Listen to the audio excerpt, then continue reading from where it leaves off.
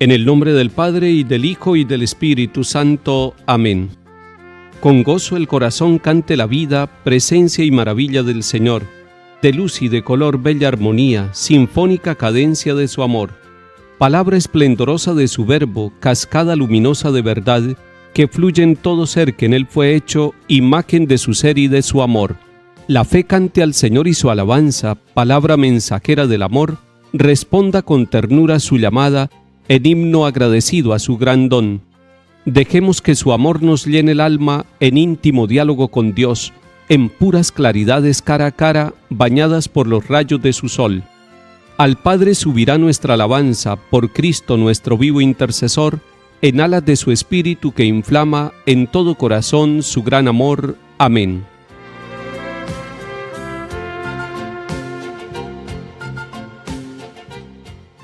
Lectura de la profecía de Ezequiel capítulo 2. Así dice el Señor: Tú, hijo de Adán, oye lo que te digo. No seas rebelde como la casa rebelde. Abre la boca y come lo que te doy. Vi entonces una mano extendida hacia mí, con un documento enrollado. Lo desenrolló ante mí.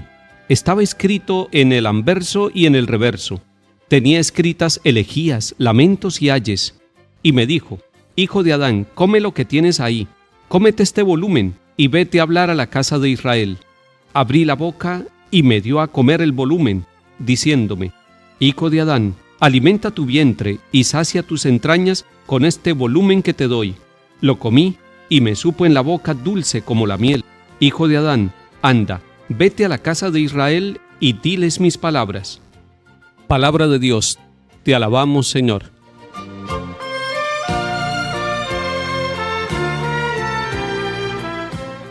El profeta Ezequiel nos está mostrando que Dios lo llamó a él y le confió una misión, que tuvo una experiencia cercana con Dios y Dios lo llamó para que fuera su profeta, para que fuera su mediador, para que le hablara al pueblo de Israel. Y al pueblo lo llama pueblo rebelde.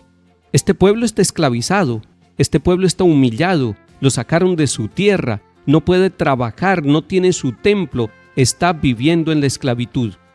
Y el Señor le dice al profeta: abre la boca y come lo que te doy. ¿Y qué es lo que le está dando Dios? Le está dando un libro. Los libros en ese tiempo eran una especie de rollo, y dice que estaba escrito por lado y lado. Y lo que tenía dentro ese libro eran los sufrimientos, eran lamentos, eran ayes, era una historia de dolor. Posiblemente la historia del pueblo, posiblemente la historia de un pueblo infiel a Dios y que está esclavizado. Y Dios le dice al profeta que coma ese libro, y él lo lleva, abre la boca y lo come, y dice el profeta que le supo como a miel, que le supo agradable en la boca. Pero ¿cuál es el sentido de comer ese libro con la historia del sufrimiento del pueblo?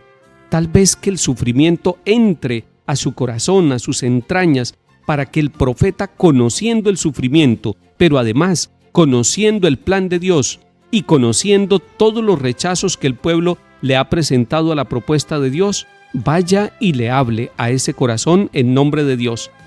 Y por eso Dios le dice: hijo de Adán, es decir, nacido de la tierra, a ti te lo mando, anda y vete a la casa de Israel y diles mis palabras. Lo que el profeta va a llevar en su misión no es lo que él quiere decir, es lo que Dios quiere decirle al pueblo. Cuando uno entiende la historia de un pueblo, cuando uno entiende la propia historia personal y familiar, puede entender que ahí poco a poco Dios va escribiendo en el libro de la vida de cada uno de nosotros, por el anverso y por el reverso, la historia de salvación de cada uno de nosotros. Nuestros pueblos tienen historias de sufrimiento, nuestras familias también y nuestra vida también. Pero debemos comer esa historia, comer toda esa memoria de sufrimientos y de luchas, de pecados y de infidelidades, comerla, para que entendamos que en medio de ese sufrimiento Dios va a anunciarnos una palabra con poder, una palabra liberadora, una palabra de perdón. Y ustedes dirán: ¿cómo tengo que comerme un libro? Ustedes no se van a comer ninguna página de ningún libro, van a comer el libro de su propia vida, el libro de la historia de nuestras comunidades, para que teniéndolo en el corazón, nosotros podamos entender también el plan de Dios, la voluntad de Dios, y podamos hablarle al pueblo para llenarlo de esperanza, pero para corregirlo también de sus errores. Salmo 118. Qué dulce al paladar tu promesa, Señor. Mi alegría es el camino de tus preceptos, más que todas las riquezas. Tus preceptos son mi delicia, tus decretos son mis consejeros. Más estimo yo los preceptos de tu boca que miles de monedas de oro y plata. Qué dulce al paladar tu promesa, más que la miel en la boca. Tus preceptos son mi herencia perpetua, la alegría de mi corazón. Abro la boca y respiro ansiando tus mandamientos. Lectura del Santo Evangelio según San Mateo, capítulo 18.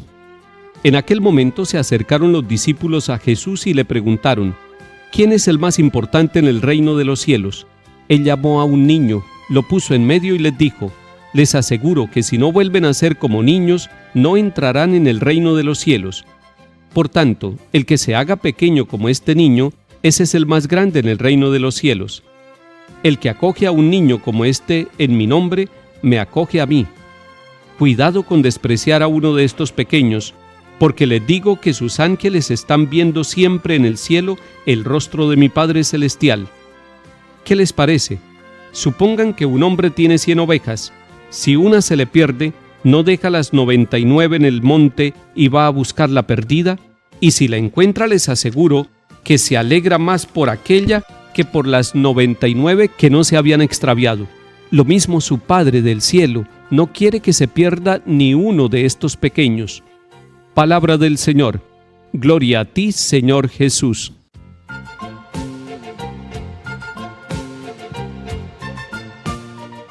Los discípulos van preguntándole a Jesús varias cosas. Entre ellas le preguntan quién es el más importante en el reino de los cielos. En una organización, en una junta directiva, en una junta de acción comunal, en un barrio o en una vereda, en un municipio o en un país, en una familia, nos podemos hacer la pregunta: ¿quién es el más importante? Y esa es una pregunta muy humana, y puede estar tocada esa pregunta por un poco de vanidad, pensando que nosotros somos los más importantes. Jesús toma a un niño y les responde con un signo, y les dice: si no vuelven a ser como niños, no entrarán en el reino de los cielos. La respuesta de Jesús con el signo del niño nos está invitando a usted y a mí y a todos nosotros a vivir la humildad.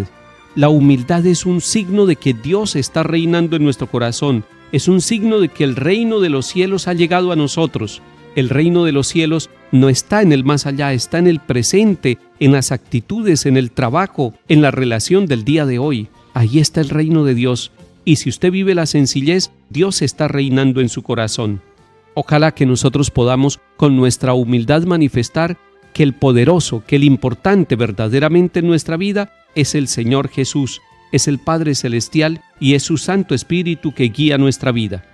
San Mateo en este capítulo 18 nos une con una parábola, la parábola que conocemos como la oveja perdida, y lo que va a manifestarnos es un mensaje claro. Dios nos busca, Dios busca incluso al pecador, esa oveja descarriada. Somos cada uno de nosotros, usted y yo, cada vez que abandonamos el redil, cada vez que abandonamos la familia, cada vez que abandonamos la iglesia y cada vez que abandonamos a Dios. Y sin embargo Dios nos busca. Ese es un acto de misericordia, de amor, de ternura, de fidelidad con nosotros.